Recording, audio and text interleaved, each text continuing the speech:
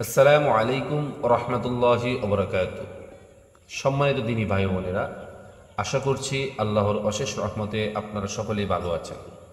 আলহামদুলিল্লাহ, আমিও ভালো আছি। আজকে আপনাদের সামনে খুবই গুরুত্বপূর্ণ একটি বিষয় নিয়ে আলোচনা করব।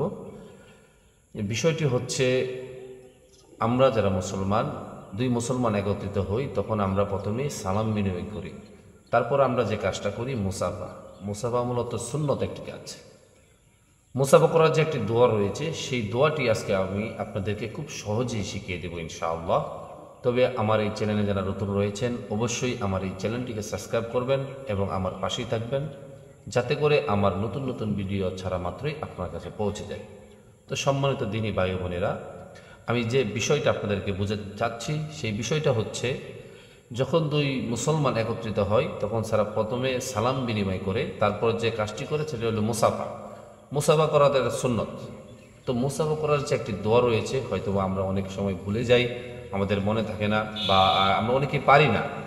সেই জন্য আজকে ইনশাল্লাহ সেই মুসাফার যে দোয়াটি রয়েছে, সেই দোয়াটি ইনশাল্লাহ আজকে আপনাদেরকে আমি খুব সহজেই শিখিয়ে দেবো ইনশাআল্লাহ। তো এই মুসাফার যে দোয়াটি হচ্ছে, সেই দোয়াটি খুবই ছোট্ট একটি দোয়া।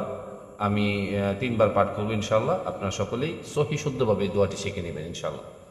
তো দোয়াটি হচ্ছে, ইয়াগফিরুল্লাহু লানা ওয়া লাকুম, ইয়াগফিরুল্লাহু লানা ওয়া লাকুম, ইয়াগফিরুল্লাহু লানা ওয়া লাকুম।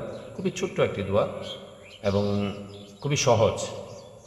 আশা করছি আপনারা সকলে আমার এই বিষয়টা বুঝতে পারছেন। এবং এই যে দোয়াটি আমরা অবশ্যই মুসাফা করার সময় এই দোয়াটি পড়ব।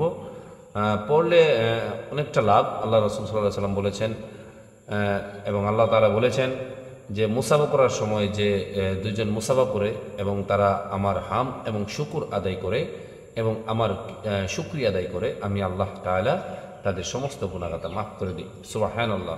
তো আমরা অবশ্যই এই মুসাফার দোয়াটি আমরা পড়ব এবং আমার এই ভিডিওটা শেয়ার করবেন, যাতে করে অন্য মুসলমান আপনার দ্বারা এই দোয়াটি শিখতে পারে। তো সকলে ভালো থাকবেন, সুস্থ থাকবেন। আজকে এই পর্যন্তই। আল্লাহ হাফেজ।